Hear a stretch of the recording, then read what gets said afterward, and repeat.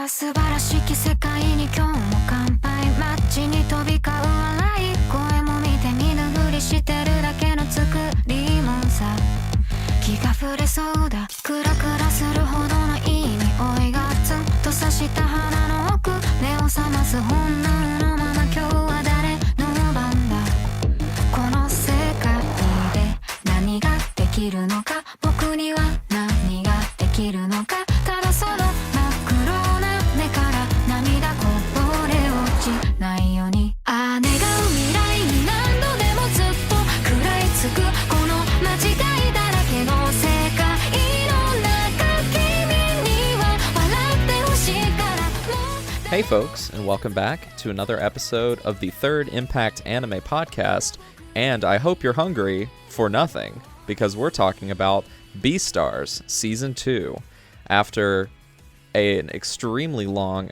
absence of us not covering BEASTARS since spring of 2020, when the first season came out, and now even Season 2 is a little bit long in the tooth, pun intended.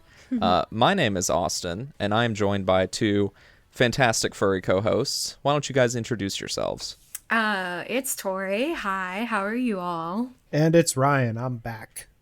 Tori, we haven't had you on the show since Paranoia Agent back in October. And Ryan, you were on sorta, kinda for the Kotatsu Corner episode, but what was the last episode you were actually on here live for? I don't even remember. Honestly don't remember. It's been a minute. It wasn't all the way back in Demon Slayer Season 2, was it? No, because I didn't actually finish Demon Slayer Season 2. I didn't like it. Oh, man. Wow. Okay, well, first off, incorrect. Second off, that makes it even further back. Wow. Anyway, well, I'm very happy to have you both here. Going back and listening to our coverage of Season 1, Bill and Tobias both were on that one, and they are not joining us this time. They just didn't particularly have that much of a strong connection to Season 2, and I guess Bill didn't I guess like we'll talk it. about that. I'm channeling Bill's spirit, actually, so Okay. I'm letting him speak through me. Okay. Well, there will be more than enough time for us to go over that. Yes. I wasn't even on the episode for Season 1 either, even though I did watch it back whenever it came out. Tori, you and I watched it together. So it'll be nice for me to finally, talk about this series a little bit. But before that, I did want to start off with sort of a question for both of you. So earlier this week, there was another fantastic holiday in the anime community known as Discotek Day, something that comes around every few months or so, where the fine folks over at Discotek will do a hour to hour and a half long Twitch stream talking about all of their upcoming titles that they are releasing in the calendar year or have just recently licensed or are working on and what have you. And it tends to be a pretty hype thing among sort of niche anime physical media collectors. So I wanted to ask you both, as sort of our opening question, what is the major factors that gets you to buy anime on physical media? I have to really like it. Yeah. Okay. I don't buy... Well, go ahead. You finish your thought. Like, pretty much, I watch a lot of stuff. I don't own that much physical media, in terms of shows. But like Haru, I own everything from that. I own Cowboy Bebop, Bakano, but like I have to really like it in order to like actually be convinced to spend like probably like $30 to $40 on something that I could easily just like watch online. So for you, is that like the defining factor is like your love for that specific show, or yes. does the release itself have to have certain qualities in addition to the fact that you just like the material? I mean, if it has the episodes and there's like not another way to get it cheaper, then yes, I'll buy that one. Like if it's like a first release, obviously it's not going to have a ton, but I also don't really like, in the past few years, I've stopped really caring too much about like special editions and whatnot, because I realized they're just big shelf pieces and my shelves are getting crowded now. So I like having them.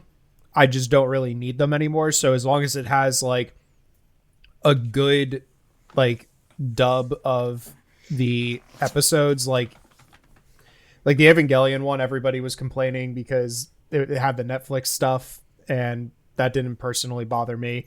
But something like that, like it has to be something that I want to actively like. I will actively watch, not just like sit on my shelf.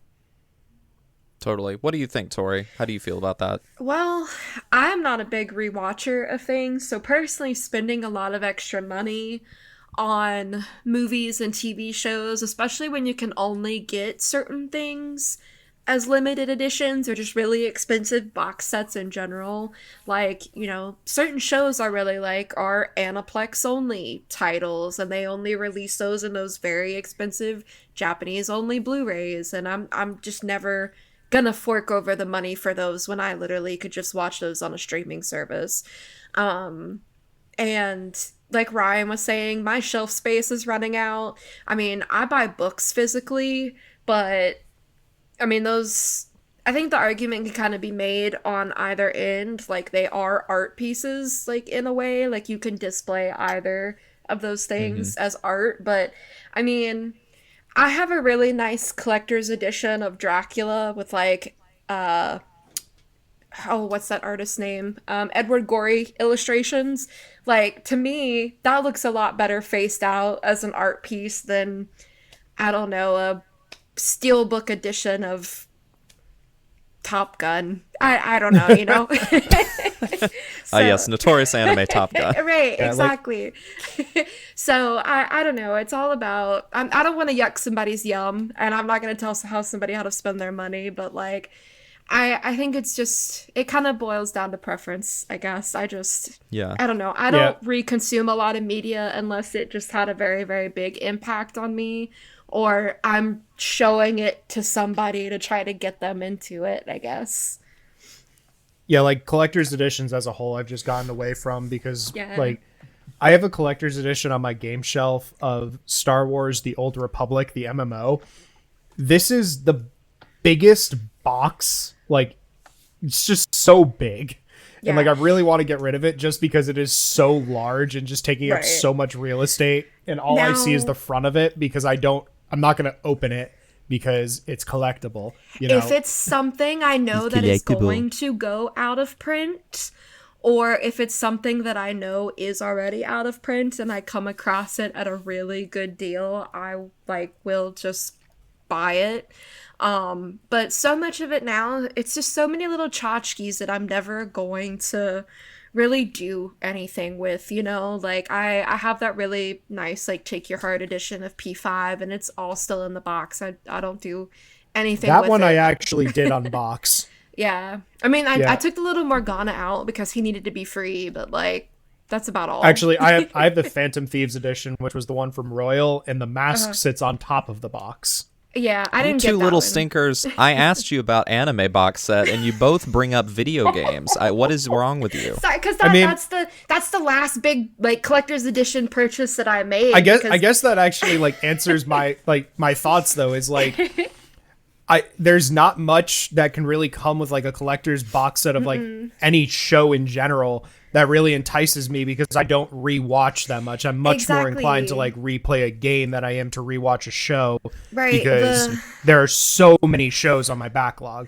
Right, the last two anime collector edition boxes that I bought that I can actively remember were the Blu-ray sets for Lane and Beyond the Boundary, but that's because I found them for a very, very, very good deal at Book Off. I know the Lane one's out of print. I don't know about the Beyond the Boundary one, but I don't remember what came in the Lane one. It's been a little while since I looked it up, like looked in it, but the Beyond the Boundary one had some like cheap plastic glasses, a lanyard, and a keychain, and like some postcards. Like, what am I gonna do with that? You know what I mean? So it seems like, to distill both of your answers, it's just like you and correct me if I'm wrong, jump in here, but it seems like you both prioritize how likely you are to rewatch the thing as like the primary motivation for wanting to buy it on physical media. Yeah. Yeah. Would that be correct? Yeah. Okay. Yeah. I mean, for me, I buy more anime on disc than probably both of you guys combined. Likely. Yes, Likely. it's But true. I mean, I do like to rewatch things every now and again, so I enjoy having that for that reason. But like, there are also some things that I have watched streaming only that I really, really liked that I just don't really see myself purchasing on physical media. Right. And I think most of the time, whenever it comes down to that, is like, well, maybe it's a situation where the physical version isn't particularly affordable, or it's a situation where I feel like I really enjoyed the thing, but I'm not necessarily going to watch it again. Yeah. Like, I don't really necessarily make the decision based on whether or not it's a special edition. Like, I'm a standard edition kind of person most of the time, unless it's very specific, like something like Cowboy Bebop, for example, or Evangelion, or Zombieland Saga, or something that I really love. Like, yeah, I'll probably get the limited edition for that, but not if it's like just chock full of nonsense. Yeah. And I feel like there's certain shows too where it's like once you already have seen how it played out, even though it's very good, there's kind of like not really a point in going back and rewatching it again. Like, kind of the fun comes from sitting down and getting somebody else to watch it. And at that point, I don't know, I don't feel like I need to buy something like that. Yeah.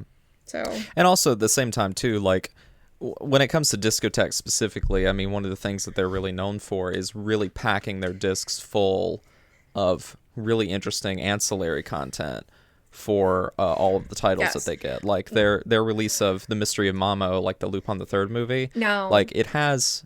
Listen, when they said Mononoke on Blu-ray, I slapped the card down, okay? Well, yeah, I mean... That was an instant, that's a good example. I think it was like back in October that Discotek announced that they were having Ghost Stories released on Blu-ray. That I honestly almost bought just because it is honestly a really enjoyable watch, and it is difficult to find decent quality of the dub. And I was like, I could see myself watching this with like a group and just like having a grand old time. But I didn't, but I almost did. Yeah, and that's kind of what I was going on for. It's like with The Mystery of Mamo, like that movie notoriously has like 5 different English dubs. Yeah. And like the only way to get all of those in one place is to buy it on disc. Like if Mystery Mamo is up on a streaming service, well, they're not gonna put all 5 English language versions on there. And if you're interested in the history of some of these things, like I am, then buying the disc is kind of like, that's the little treat, right? You get this extra content that you couldn't get if you were just watching it on a streaming service. And if you're kind of a quality sicko, then the Blu-ray or the 4K or what have you is always going to be the best version. Yeah. But so some of these factors they factor into my own thinking on, you know, which titles I decide to pull the trigger on and get the physical disc for. But I always keep in the back of my mind that like my physical collection is transitory. Like I'm not necessarily going to keep for all time all of the Blu-rays that I get, and that's fine. I will enjoy them for as long as I want to keep them, and then I'll pass them on to someone else or sell them or what have you. So I don't know. I wanted to get you guys' take on it just to see sort of what your buyer psychology is on physical media. The last like television thing, and I say television because I don't think I have a single special edition anime box set, mostly because they haven't made one for Haru. But I think the last one I bought was for Batman the Animated Series, and that is like front and center on my shelf right now because it's signed by Kevin Conroy, and as a result it is now invaluable. Rest in peace, King. Well, I did want to say as a quick sort of aside before we get into the episode that I just wanted to say thank you so much to all of our listeners who filled out our 2022 end of the year survey. We sent that out at the end of last year, and we got some good responses. It wasn't a super in-depth survey or anything, just kind of getting people's feel for how they discovered the podcast, what they like the most in terms of episode content. So that was really helpful, and I want to shout out all of the people who filled that out. We appreciate it dearly, and maybe we'll be doing more surveys down the line in the future. Hopefully, then we don't plan for them to be particularly frequent, because I know sending out surveys and expecting people to fill them out can get exhausting on the part of the receiver, but we do appreciate people taking the time to fill that out, because it is really helpful and we deeply appreciate it. Did you keep my test response? Heck no, I threw that straight out into my personal collection. Thank you, Ryan. My response I particularly liked of how did you discover this podcast, and I said something along the lines of Austin bullied me into friendship and I started a podcast with him. 100% true story. Yep. The bullying continues to this day. And with that segue, we're going to take a quick break, and when we come back, we're going to be talking about BEASTARS Season 2.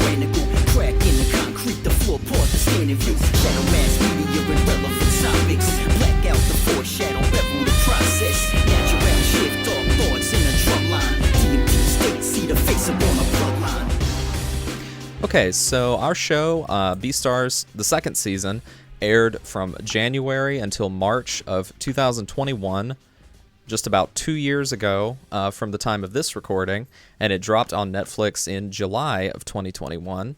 It is based on the manga written by Haru Itagaki, which ran in Weekly Shonen Champion magazine in Japan. A magazine that also has been around for a really, really long time. It also ran titles from Osamu Tezuka, Go Nagai, and Itagaki's own father, Keisuke Itagaki, who is the mangaka of the Grappler Baki franchise. The manga BEASTARS concluded in 2020 with a total of 22 tankobon volumes, and Itagaki has also written the series Beast Complex, which was kind of a precursor or a trial run for BEASTARS. She also wrote the series Drip Drip and is currently writing a manga called Sanda, which apparently stars Santa Claus and has a really insane premise. And I cannot wait for, hopefully, someone, maybe Viz, picking that up and publishing it in the US, because it sounds pretty crazy. Yeah, I've heard a lot about Itagaki. that one. Yeah, it definitely looks pretty wild. There's not a lot of Christmas manga on there. There's not a lot of Christmas manga out there in the world, so maybe that'll be something we can review down the line. Itagaki has consistently written stories starring anthropomorphic animals as protagonists, and her inspiration for that came partially from her childhood love of Disney films like Robin Hood and The Lion King. In fact, she specifically said in an interview that she had a crush on Scar from The Lion King as a kid, which I think that's a huge red flag. She's also noted that she doesn't necessarily intend for BEASTARS as a story to be a metaphor for any actual or specific discrimination in like real world human society. But it's again apparently not. Like, that wasn't really her intention. I find that really hard to believe. That's very interesting. Well, that's the thing. It's just like, well, authors may say that, but I don't think you can really avoid doing that. And we can kind of talk about that a bit later, but she didn't specifically set out, or at least in her words, she didn't specifically set out for BEASTARS to be like a specific commentary on any specific kind of bigotry, even though I think it's unavoidable that those themes seep into her work and are reflected there, because you can't not, Absolutely. She just didn't do that necessarily on purpose. It's also important to note that in the same interview that she said she had a crush on Scar, she had a poster for Todd Phillips' Joker on the wall. So she is she is a loose cannon. She's a loose cannon. I would fear her. She's a moving target. Indeed. Man, it's her world. We're just living in it, truly. Yep. It's her society. Yeah. So the director of the anime is Shinichi Matsumi, and he returns again from season 1 for this season, and he's been directing anime since the 1980s. He was an assistant director on Pompoko and Porco Rosso for Studio Ghibli, notably 2 anthropomorphic animal-led projects. He also directed 4 episodes of Osamu Dazaki's Dear Brother, and more recently he directed episodes of Rage of Bahamut Genesis and Land of the Lustrous, also with Studio Orange. Nice. He's been a longtime enthusiast of the integration of 2D and 3D animation since his work on Katsuhiro Otomo's Steam Boy back in the early 2000s. And with BEASTARS, he wanted to create a series where those two things really came together and complemented each other. And we can talk about the visuals in this series later on, but I think that's probably I'm glad you one brought of the that most... up, though, because that is something I wanted to touch on, because it stuck out to me that it's like one of the few that does it like really well. Mm-hmm. Right, and they have a few techniques that they use to sort of accentuate that. And he talks about that in an interview where he said that they did the character animation for BEASTARS was done through facial motion capture to make the expressions look as true to genuine emotions as they could get. And then they used a variety of rendering techniques to sort of make the 3D models look more like 2D animation through lighting, color, textures, FPS, all that stuff. And it's because he's been so focused on wanting to amplify and perfect, for lack of a better word, this integration of 2D and 3D styles and he's been doing that for decades at this point, is probably why BEASTARS looks so much better than a lot of its other 3D CG counterparts.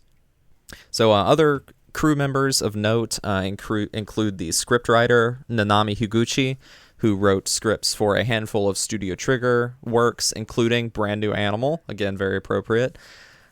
The CGI director of the series is Eiji Inomoto, who is also the founder and CEO of Studio Orange. So he's not only the guy that runs the books, he's also on the ground in there doing animation as well, which is pretty neat. That is very and surprising, unique. Honestly. Unusual. Unusual. Yeah, it is pretty unusual. And likewise, I did want to note that apparently legendary 90s action anime director Yoshiaki Kawajiri did the storyboards for episode 10. Folks would probably know him as being the director of things like Vampire Hunter D and Demon City Shinjuku and Ninja Scroll, and that one episode, or that one segment of Gotham Knight that he didn't appreciate all the executive meddling for, so he made them take his name off of it. Oh, jeez. I'll be honest. It was the one... What was episode 10? I binged these. I don't remember episode to episode. I don't... what was episode 10? Give me just a second. Oh, episode 10 was the one where Riz and Legoshi fight in the shower room. The first time? Yeah, the first time. That makes sense. Yep. So, yeah, but the Gotham Knight segment that he did was the one with Deathstroke. Ooh, I love that one. Yep. Arguably people's favorite out of the lot. Yeah. So that's basically all the notes I wanted to give on the production team, but I'll toss it over to Tori. If you could sort of, in our last episode back in 2020, you guys can go listen to that now if you want.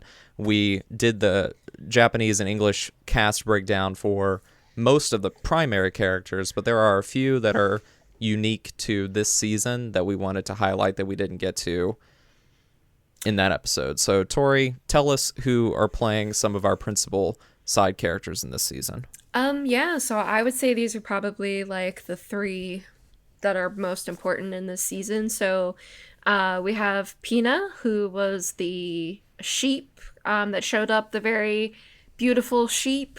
He was voiced by Yuki Kaji in Japanese, who you might know as Todoroki in My Hero Academia, Eren Yeager in Attack on Titan, which I've only ever seen BEASTARS in English, watched BEASTARS in English, but when I saw that, it made perfect sense. It's the exact type of character that Yuki Kaji would voice. And then in English, Peanut is voiced by Kaylee McKee. She's a relative up-and-comer. She was Yuta in Jujutsu Kaisen 0 and Testament in Guilty Gear Strive. And then there is Ibuki, and he is the Lion Shishigumi leader. In Japanese, he is voiced by Titan Kuzunoki, who was Rude in Advent Children and the Final Fantasy VII Remake. He's also the Japanese dub voice for Jamie Foxx, Dwayne Johnson, and Dave Bautista. Totally checks out. Yes, exactly. I didn't realize that they had like a set person just for like any given actor. Yes. Most of the time they do. Yes. Like one actor will play the dub voice for the same actor in multiple projects. It's not always true because sometimes, you know, people retire or they die or whatever, but Sure. Yeah. And then in English, Ibuki is voiced in English by James Mathis III, who's also a relative newcomer to anime, but has played Black Panther in a number of Marvel projects, including Ultimate Alliance 3, Marvel vs. Capcom Infinite, and also plays characters in Baki and Godzilla Singular Point. And then Riz, who is the big bear, is voiced by Hiroshi Shirakuma, which is really funny. That is really funny, isn't it? Yes. That his last name is Shirakuma. Yes. He has done various characters across the Gundam and Case Closed franchise, among many other roles. In English, Riz is voiced by Patrick Seitz. That's how you say that, right? Yeah. Yeah. It's Okay, either perfect. Sites or Sates. Seitz, okay. Patrick Seitz, he's got the heights because he's like 7 feet tall. He's a big guy. You know him as Dio Brando in the JoJo's franchise. He was Gamagori in Kill la Kill and Endeavor in My Hero. Very accomplished in the dubbing world as an ADR director and a script writer. Also, it might have been because I was up very, very late at night and I have the stupid humor of a 15-year-old boy, but I could not stop thinking of the Riz meme every time they said his name or he said his own name. And it just made it impossible to get through like the last couple of episodes for me. So are you saying that Riz has Riz? He's high with Riz. That's all I can think about. Me devouring my friend with Riz. Oh my gosh. Oh god. Thank you. You're Thank welcome. you. You're Thank welcome. you. You're welcome.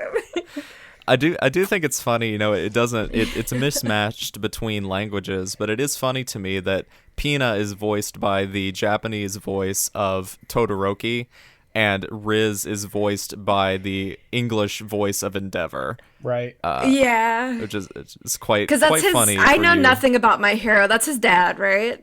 That is his dad. Yes. Okay. Yes. That's quite funny. I could great. tell just by I watched the dub of this mostly, and I could just tell when he spoke. I was like, "Yeah, that's Endeavor." Yeah.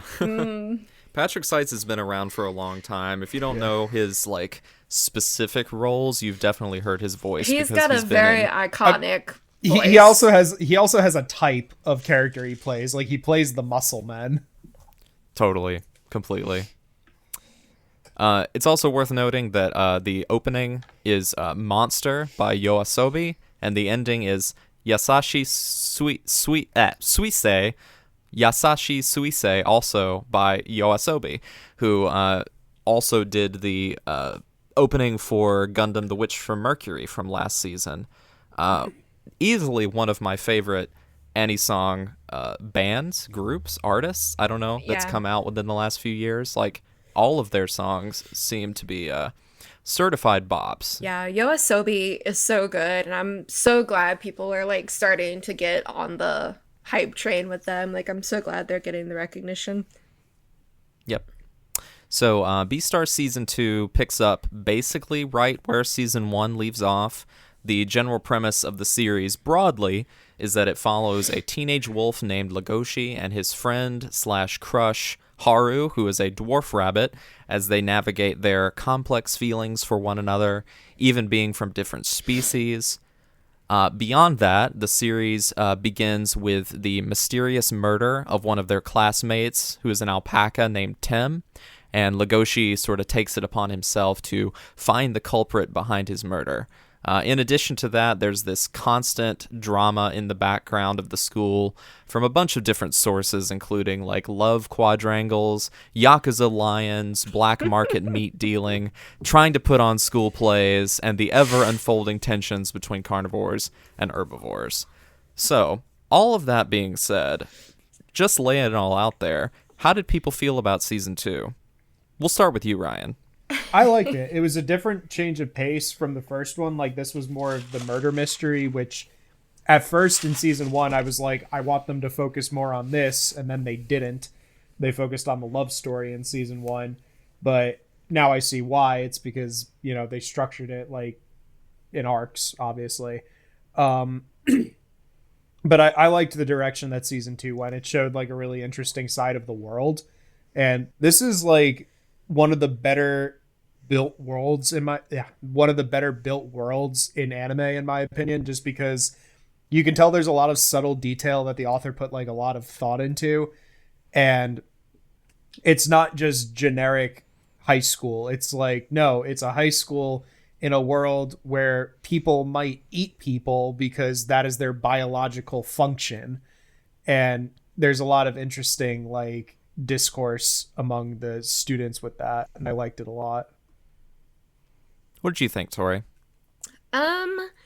This season was definitely more CW teen drama than Season 1, I think, if that makes sense. You're saying that the season that isn't the love story is more CW drama than the not love story? No, I genuinely think so, solely because there are so many crazy plot points going in so many directions. Not even the fact that it's not focusing on a love story this time around. It's just because there are just for the simple reason that there are so many ridiculous things happening at one time. I legitimately forgot we were even trying to solve a murder until somebody brought it up in like the third episode. Yeah. Okay. I could get behind that. Yes. I feel like I have a lot of conflicting feelings. I don't know. And I was like talking to Bill today, actually, and that's why I was joking about like channeling Bill's spirit through my body, and I feel like we were in agreement. Bill the tiger or Bill the human? Bill the human. This made me want to pick the manga back up because it just felt very messy to me, and I feel like it kind of was all over the place a little bit personally. It's not to say I didn't enjoy it. I was glad to be back in the world. I was glad to be back with the characters. I think this is a story where I very much relate a little bit with every single character that kind of shows up, except for Riz. Like, screw him. That's awful. But like, I was just kind of glad to be back in that with all of those characters and in that story. But I don't know. I don't think I enjoyed Season 2 as much as I did Season 1. This second season for me also was kind of a mixed bag. Not because I necessarily didn't enjoy it, but I thought that it was a departure from kind of what I liked about Season 1 into more things that I found interesting but not as compelling. And I guess what I mean by that is that, like, in Season 1, I really liked how the focus was somewhat narrow on our point of view characters, with Legoshi and Haru sort of developing this relationship between one another and having to reckon with the fact that they are of different species, and that sort of being a microcosm of what else is going on in this society where herbivores and carnivores they exist in the same spaces, and they have to learn to live with one another because the society here is bent towards equality for all of them, but there was always this murder mystery here in the background that sort of added this layer of tension, and that sort of became the principal focus of season 2, and that was kind of the only real focus of season 2. I feel like a lot of those interpersonal dynamics kind of went away. Yeah. It's like a lot of the characters got into specific silos. Yeah, Haru Like, was not a focus of this season at all. Not at all. No. And I felt very weirded out walking away from the season feeling that my favorite episode was about 2 characters that were like completely irrelevant to anything else going on. Oh, which one? The one with the leopard and the sheep going out shopping together. Yeah, it was a lot of stuff like that I feel like was in season 1 that I missed in season 2, because it just got so much more narrow with each individual character sort of being in these silos, where, we have, what's going on with Louis and him being the new boss of the Shishigumi, and sort of that going on over here. And then we have Legoshi trying to solve this mystery and training with Gohim over here. And then we have all of the developments with Riz going on over here. And then all the stuff with Pina kind of going on over here. And it felt like the interplay wasn't as strong as I wanted it to be. It came together sort of more so in the end whenever all these storylines converged.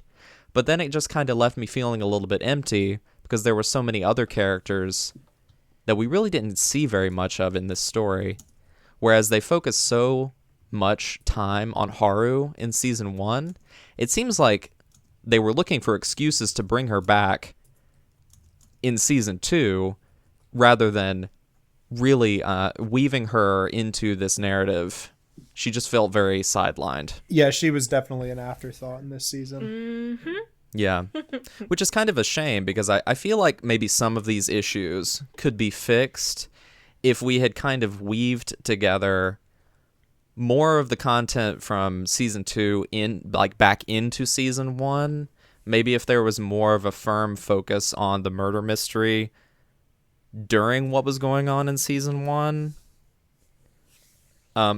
Maybe that would have felt a little bit better so that it didn't quite feel so siloed. Yeah. Maybe, I'm not sure. And then, like, my least favorite thing happened where he was like, I'm insecure. Do you still care about Louis? Oh, you hesitated for 5 milliseconds too long? I guess I'm gonna die now. Goodbye. And then they didn't talk for, like, ever after that. Yeah. And, yeah. like, she didn't even care about him like that. She was concerned because, like, that was to some degree her friend, and, like, no one knew where he was, and that's valid. That's right. So I feel like we're and I'm not trying to say that I think he's like awful or whatever, but we are so predisposed to sympathize a lot with Legoshi in the story overall that I feel like sometimes the story sort of fails to point out that, like, he's got some issues going on. Like, the way that he acts about Haru, like trying to constantly protect her and sort of control her life, is really not great. It's not particularly noble. Like, I guess it is in the sense that he wants her to be safe, but it's also weird that he seems to really not care much about her autonomy. no, not at all. So, and I know that, you know, these are teenage characters or whatever, and they're gonna be weird, but it feels like that is sort of a blind spot here, where we don't really get to explore that too much because we are so focused on, like, you know, Legoshi. He's training, he's getting stronger to fight this big battle, to solve this mystery. It's very like shonen action kind of stuff that I don't know that I really expected that going into a show that I thought was more of like a character drama. Like interpersonal I will say dynamics. the training was more than just getting ready for the fight. He was training himself to resist his predator instincts so he could spend his life with Haru. Though that's like definitely not mentioned as much. They like mention it maybe twice, and the primary focus is like, I need to get stronger without meat so I can kick Riz's ass, and like, you know. Yeah. No, you're absolutely right. Like that's kind of how he rationalizes it to himself and finds that motivation. But it's a bit divorced from like what Haru may or might not actually want. And it seems like in the end they do sort of establish that like, oh, Haru, she does really love Legoshi. She wants to be with him, but he needs to get off of his bullshit. Yeah, it's just weird because I feel like she's not given, how do I try and say it? It's like we're not shown that she really what am I trying to get at? Help me out here. Do you feel like everything that was set up for her kind of in the first season where she was like, how do I phrase it? Kind of like doing what she was doing to kind of like reclaim her power was kind of taken away, and now she's just like kind of at Legoshi's beck and call sort of in season 2? A little bit, but also not really, because it's like it's not that he's like actively controlling her. Right. It's just that he has decided what's best for her, and she just kind of goes along with it. Right. It's just very weird. It kind of left a sour taste in my mouth a bit. Yeah. And maybe if we got more time where, you know, we could exist in the story from her perspective, maybe we could maybe at least for me, maybe I could understand a little bit more about where she is emotionally and psychologically throughout all of this, like what she's thinking about. Right. But we don't really get much of that. No, she's definitely mellowed out a lot between like season 1 and season 2, and I'm just like, what happened? Like literally what happened? This was a far less sexy season. Like they were not trying to like show us half naked animals pretty much at all did this we season. watch the same show? Well, there was the nightclub and all that, but it was kind of a bit of a one-off. Which I have a bone to pick with that, actually. All right, go ahead, pick that bone. Well, no, okay, because when they got to that episode, I was like, okay, I see what we're doing here, and I like this. I like this because you're trying to set this up as like, okay, I'm using this to like reclaim the loss of power that I feel, and that's good. Like, I understand what you're doing here. And then like that other character gets like pissed off and like sets her up so the cage comes down, and then the tiger or whatever jumps up there, and then this deer is like, oh well, if I die I die, and I'm like, girl, no, that literally just goes against everything you were just monologuing about nary 5 minutes ago. What is going on? Like, what was all of that for? So, also, well, I think it. Well, go ahead, Ryan. The more I'm thinking about it, Tori, the more I'm realizing you're actually very correct. I know. That this is basically a CW drama, because I'm saying all these things out loud, and I'm like, huh, you know, that is pretty like melodrama. Exactly. And, well, you know, it's kind of. I think that's exemplary. What you just outlined right there is sort of exemplary of like the central power dynamics of the way that this society works. It's that like the herbivores, they know that at any time the carnivores can just like wreck them, and there's nothing they can do about it. No, but at the same time, I'm just like, you're not. Okay, go ahead. Hold on, I'm getting to that. But at the same time, the central tension is that, like, well, they're just as valid of individuals with their own desires as the carnivores are, and they want to act on that. They want to seek that power for themselves, but it's kind of ultimately tragic because they know that, like, despite them trying to do that, they're still going to be, quote-unquote, weaker than the carnivores at the end of the day. So there's this sort of like acceptance of fate in that regard, despite all of that. And you see that in Louis as well. Yeah, but Like- it was just like an immediate giving up. It wasn't even like Yeah. a I'm trying to fight back. Like this whole monologue was set up like yes, I know I'm going to die, but I will fight back. And then but I mean, you know, that does happen in that moment. I empathize with that. Like people always go like, "Oh, you know, I know what I would do if somebody attacked me," but that's not always what happens. So, you know, I do empathize with that, but I don't know. I feel like that was kind of like a wasted kind of opportunity for them to have really done something there, I guess. I don't know, but I see where you're coming from. It was kind of a tonal, what's the word I'm looking for? Like a whiplash. Deviation. Yeah, that's actually a great word. They were going for one thing, and it was kind of like not the best place to juxtapose that.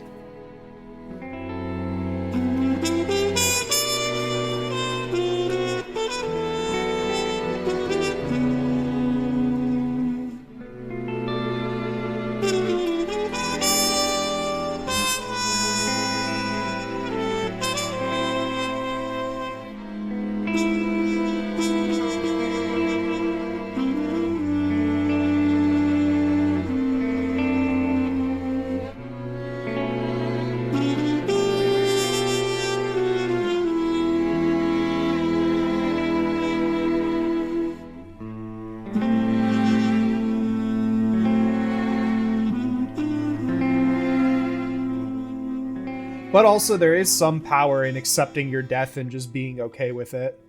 No, true.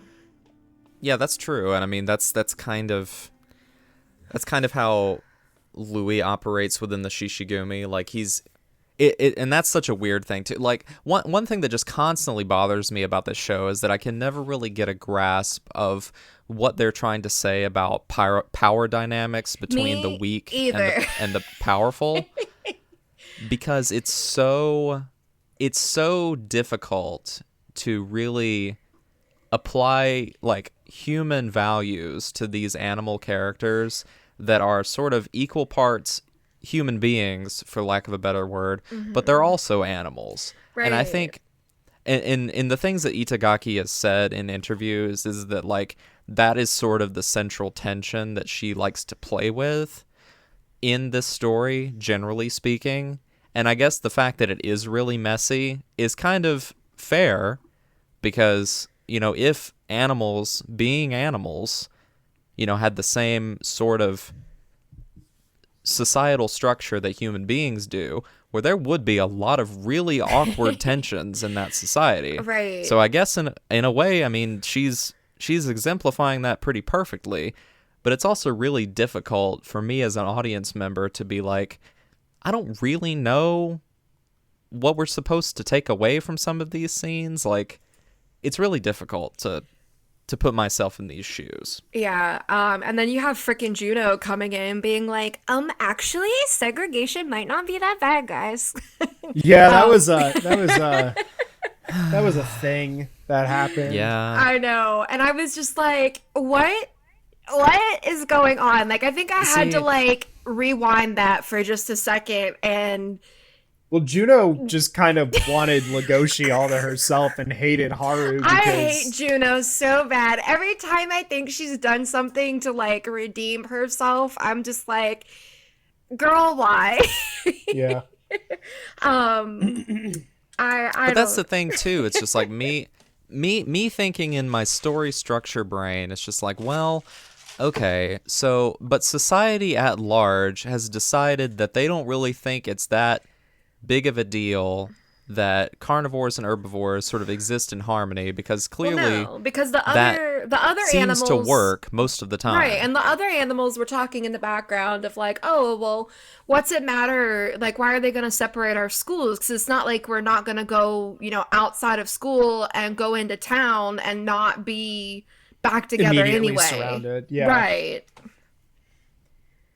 Right, exactly. So I'm just like, this seems like a very bizarre decision for the school to make that is like counter to the lesson that you want your students to learn, that you guys can live in harmony. To me, it seemed like an accountability thing, because they Yeah, were we've like, all- well, we've all- if it doesn't happen on our school grounds, who cares if it happens like out in a restaurant or something? Yeah, we've all been like subject to like just stupid crap like that. Somebody tries to cover their own ass and like just puts in some like rule so they're not liable. Like it doesn't Right. actually help at all. It's just covering themselves. Like it's symbolic, if anything. Right. Maybe, yeah. and I understand that, but if that were the case, I wish they would have told us that.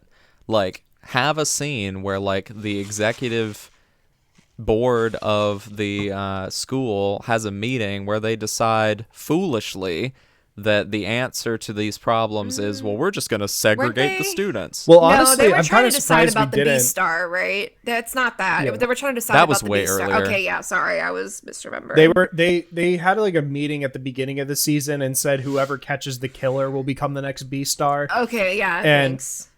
Given that we had that, yeah, I have to agree with you. It was kind of odd that it was just like told to us. I think Jack mentioned it. Like he had said he had like read his phone, or they all got like an email blast Yeah. or something. I don't remember exactly They how it did. played out. Yeah.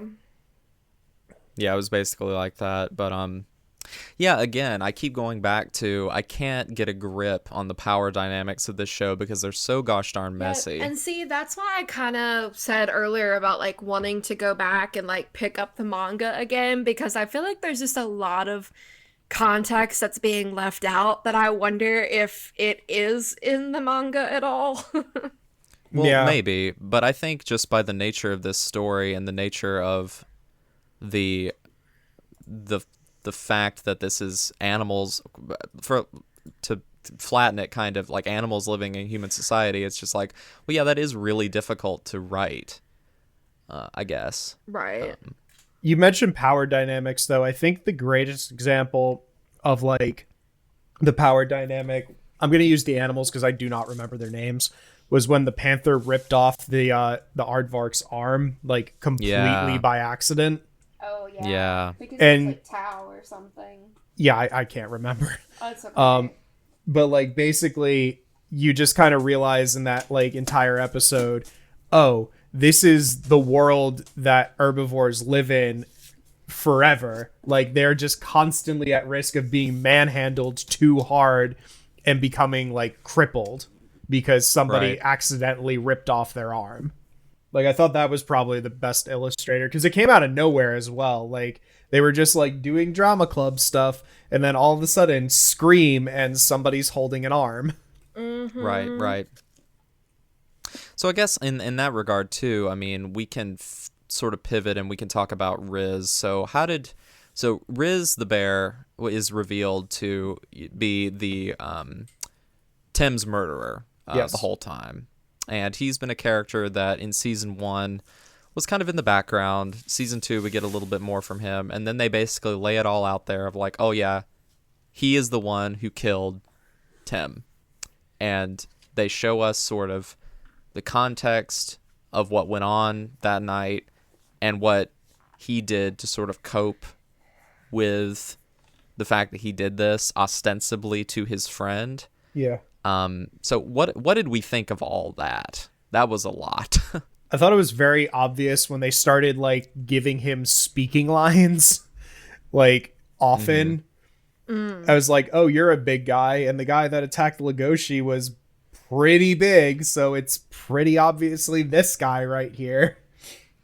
They were kind of teeing it up, which is I think a good idea to sort of tee something like that up rather than being like, oh, it was this guy in the background the whole time, because that would I think that's just kind of a symptom of the fact that I've watched a lot of television and movies that it's like very hard to surprise me because everything's been done already. totally.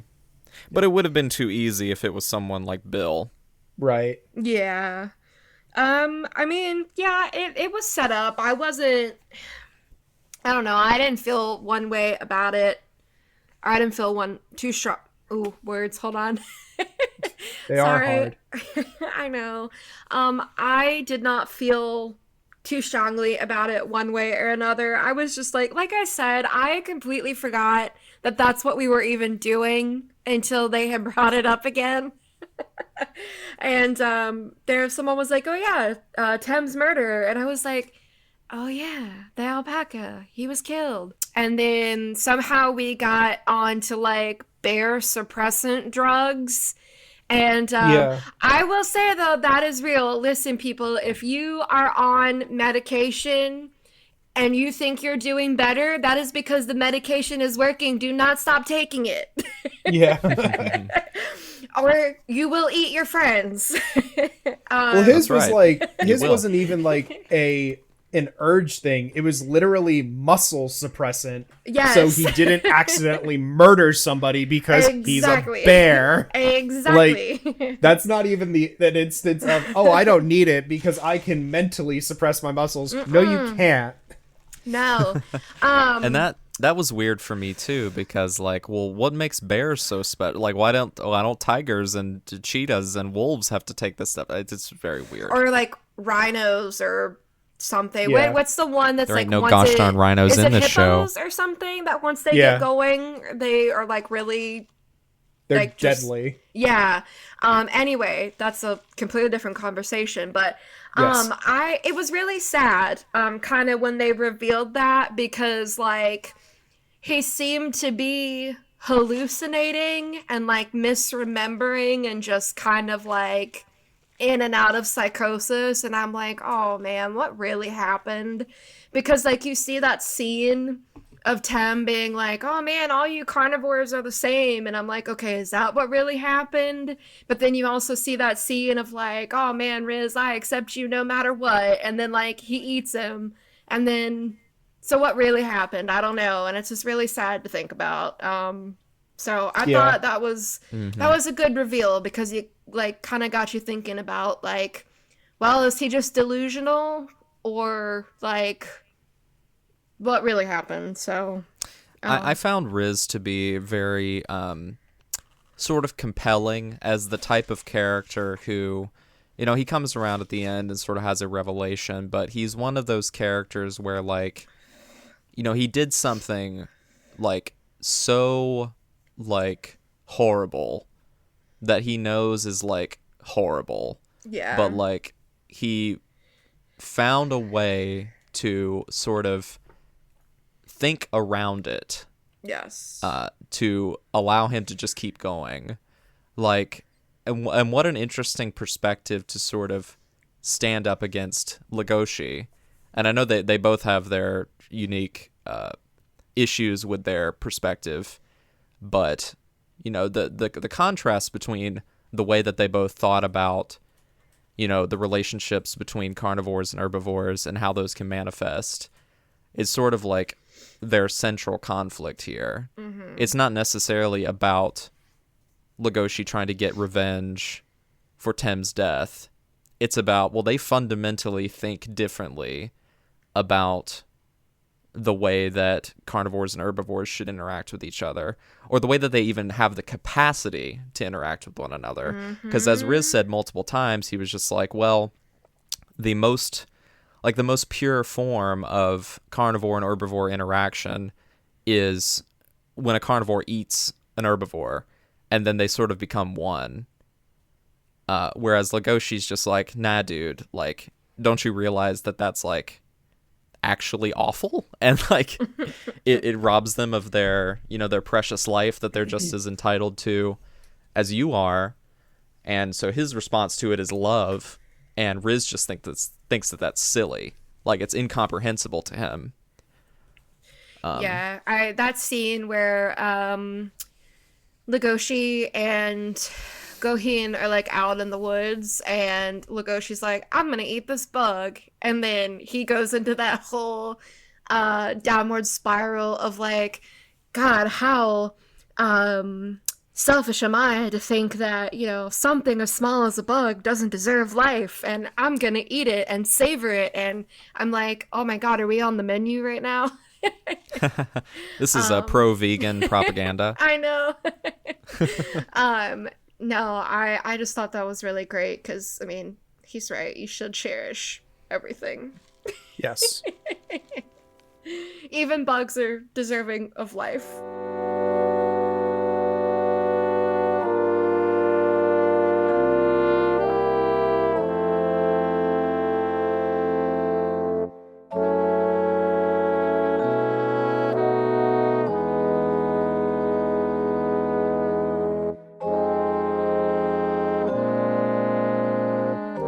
Yeah, the bug thing was kind of odd, but it's like it kind of reminded me of the argument that like people make with like vegetarianism nowadays. Is it's just like, yeah, you got to eat something to live, and you got to have protein, otherwise you're never gonna like grow. So it's like I feel like Legoshi pretty much is just like that in like wolf form. You can Right, but respectfully eat animals. It's Yeah, it's just exactly. so much more. It's just so much more real. And again, this is part of the central, I guess, fun of sort of exploring this type of world. It's just like, well, that central tension is like makes up every single relationship in this world. Yeah. You know. I had like a kind of they can't get away from it. I had like a kind of gross thought also about like this world is that like everyone dies regardless. If people really like need to eat meat, why don't they just eat people like after they've passed? Like they're not murdering them then. It's like It You know, with it reminds me of a book I read last year where supposedly animals became poisonous to people and they couldn't eat them anymore. So they started breeding humans specifically to be harvested as meat. so Well, it became a farm. Yeah. you bring up an interesting idea that I think would be worth exploring within the moral framework of this series. Yeah. But no one's brought it up yet, so maybe they will. Yeah. You should write to her. I will. Like that's the thing, and it's like it's probably like a respect for the dead type deal, frankly. Probably. But like, Well, that just seems like an easy solution. Like donate your body to the conveyor belt or something. Like, yeah, that could be like an interesting like moral philosophy discussion of this series. Right. Right. Totally a thing that I would conceivably see as being a thing they would talk about, but they just don't get to it. And again, I really do respect Itagaki for basically being like, I want to try my hardest to write a story about animals interacting with one another as if they were humans, but also at the same time still animals, and seeing how that would work out. But that doesn't mean that it's not like frustrating as it goes along, because it's so difficult to parse out these. It raises so many it's all questions. so gray. Just so many questions. Right. So many questions. Because I just got reminded of that scene where they've got that one animal chained up and they bring that one man in there and then they cut off the chained up animal's genitals, and I'm just like, what did we accomplish there? Well, that was to that was and to Ryan, show. you said this wasn't a sexy show. Come on. Hey, I'm not that kink was shaming. That was to show Louis that the Shishigumi is real cool, guys. Oh my god! And then the one guy covers his eyes.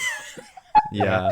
That cracked me up. Didn't Louis specifically make a point in that scene of like, I can't close my eyes or they'll probably kill me? No, he said, Right. I think he said something like, what are you, my dad? And then, I mean, he maybe said that too, but I remember him saying, like, what are you, my dad? Gotcha. Yeah. So I guess, we mentioned Louis a few times, and, he's sort of a central character in season 1 pretty significantly. Like, he's kind of an antagonistic force to Legoshi within the school context. But in season 2, So, I think what they did with the idea of a deer taking over the lion Yakuza and sort of what that can mean for the power of the Shishigumi to exert over other communities, and it seemed like they were kind of doing it as like an olive branch to maybe not quite be so publicly disliked, but I don't really know how that was supposed to work. I also Didn't they don't say know something exactly about how that? a high schooler. Well, one, he just murdered their boss, which power move, more power to you, buddy. But also, I don't really see how that led to them being like, yo, you killed our boss. You are now the boss. Like, maybe that's Well, just that's in not the a- code or whatever, but it didn't seem Yeah. like that's the direction they were kind of wanting to go with him at first. I feel like in some places that's just how it works, right? Like you Right, but they were like powerful enough actively to like kill ready. Right, but they were head. actively ready to murder him for killing the head. Yeah. So like Yeah, well, they well, pivoted. what's Like, his it doesn't name? entirely make What's- sense. Well, what's his name? Ibuki basically decided, wait, guys, we can use this as a marketing advantage, like right then and there. Yeah. I don't really know what their end game for that was, because we never really get to see it. Like, it seems Also, I to didn't me realize like the Shishigumi were a brand. right. I mean, that's kind of how they pitched it, right? Yeah. Like they basically appoint Louis as their de facto leader to be like, oh guys, we can show that we're so enlightened and smart and cool by having an herbivore as our leader, something no one else will ever do. And then they don't really do much. Like, Yeah, I feel like Louis' arc is obviously they're probably going to do a season 3. The show seems to be very popular.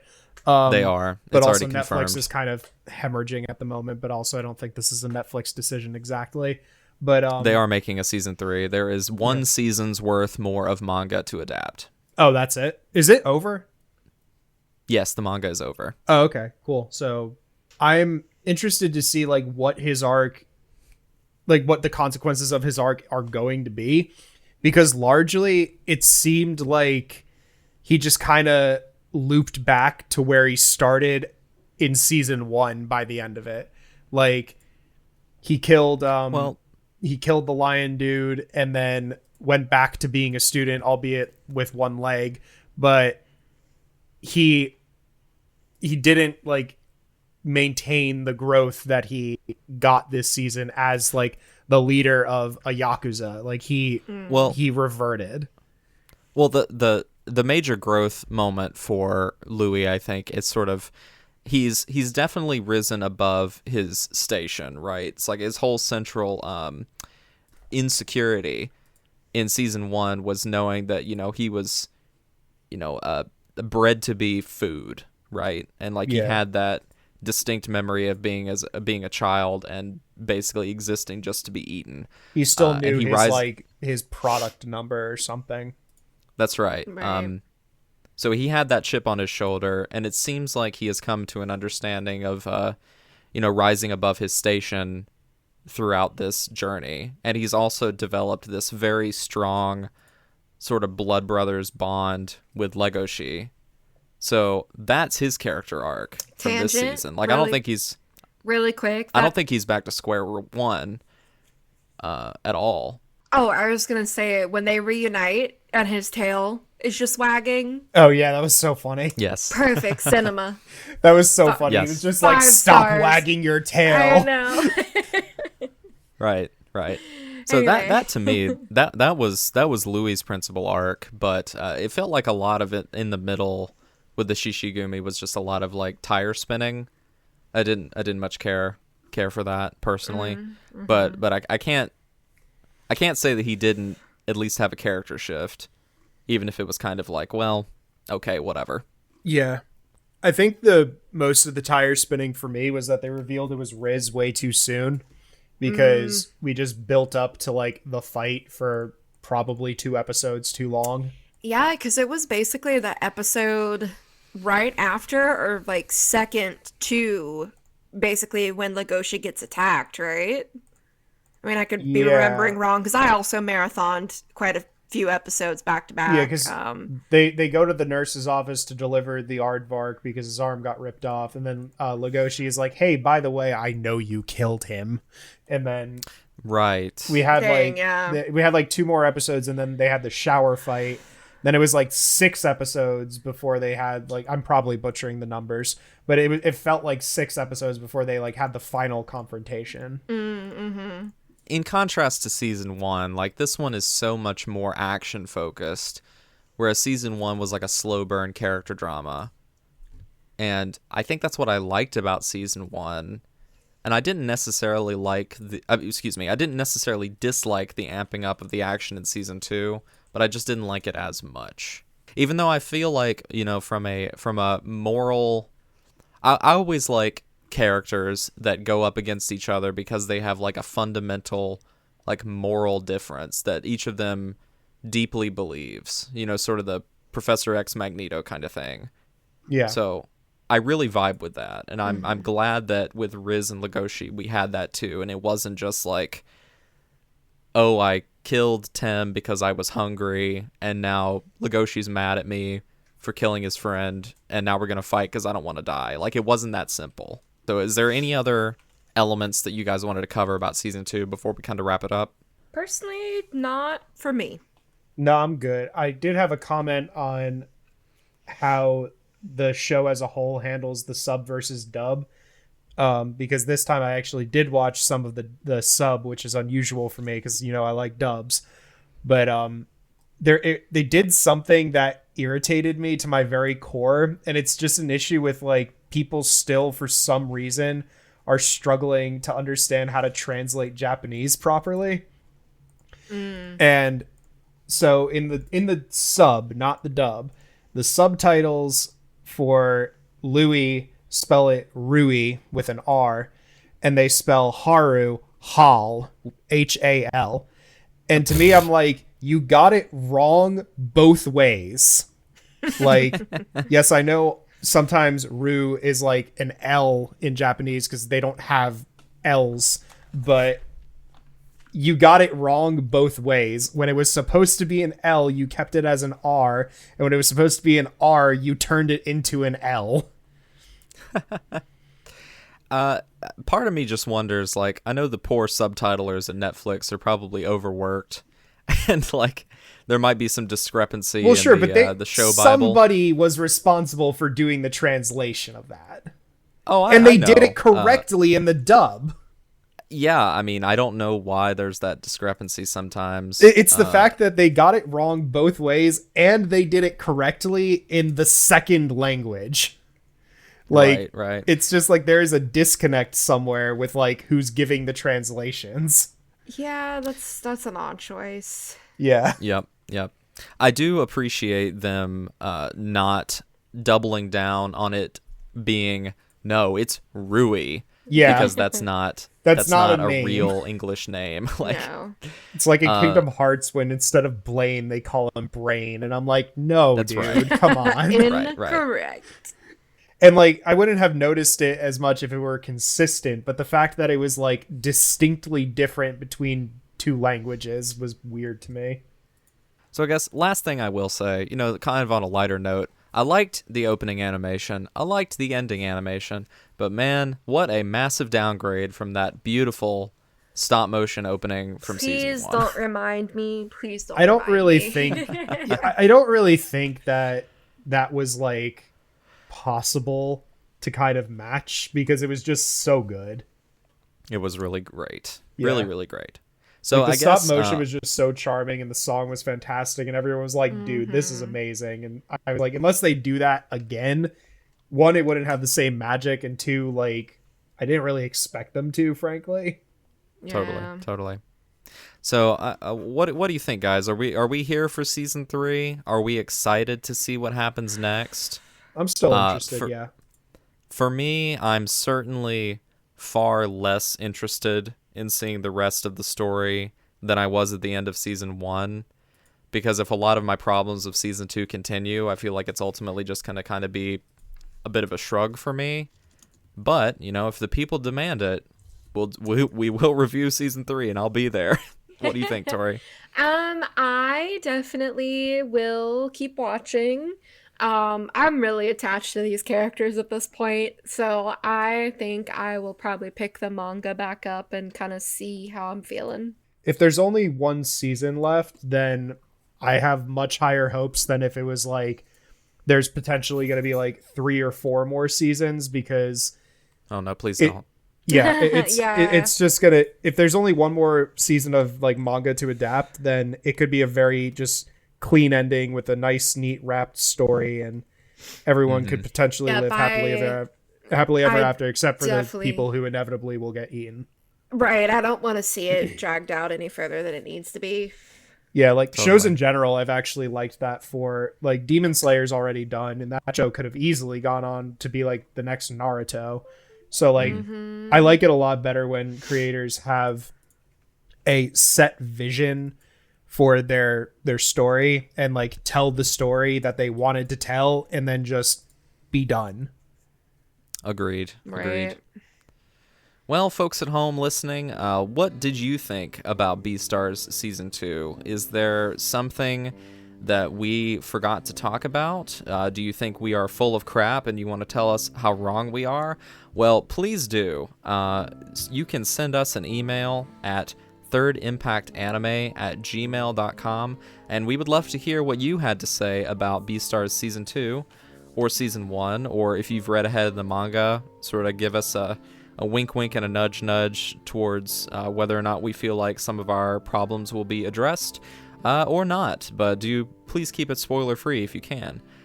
It was an absolute pleasure to join both of you on this episode, so thank you, Tori and Ryan, for joining me to talk about BEASTARS Season 2. Yep.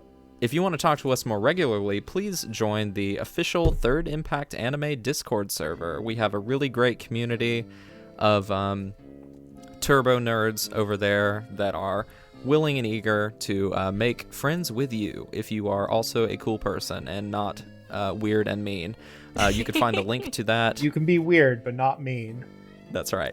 Right. You can find the link to that over on our website, thirdimpactanime.com, where you can also find a archive of all of our previous episodes and some show notes for this episode and others. If you'd like to support the podcast financially, we would really, really appreciate that. You can do that most easily by joining our Patreon at patreon.com/thirdimpactanime. And if you would be so kind to find your favorite podcasting service of choice that will allow you to rate and review podcasts, we would really appreciate you doing that. It would really brighten our day and help out the visibility of the show. And if you enjoyed the show, please consider sharing it with a friend. That would be all super awesome. Final words from Ryan. Where can people connect with you? Twitter, I think. Yeah, you can follow me on Twitter at midshelfryan.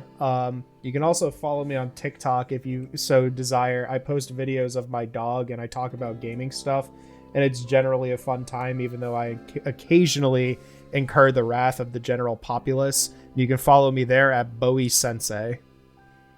You do have a beautiful dog. I do have a beautiful dog. He turned 3 yesterday. Happy birthday. Happy birthday. He is now We're- of we're- doggy drinking age, which means he will continue to drink water because I don't want to kill him. Man, again, okay, not to go off on too much, but what a shame we didn't get nearly enough Jack in this season. Yeah, Jack's my favorite. Love Jack. I love all of Legoshi's roommates, and we saw them for like 5 minutes grand total.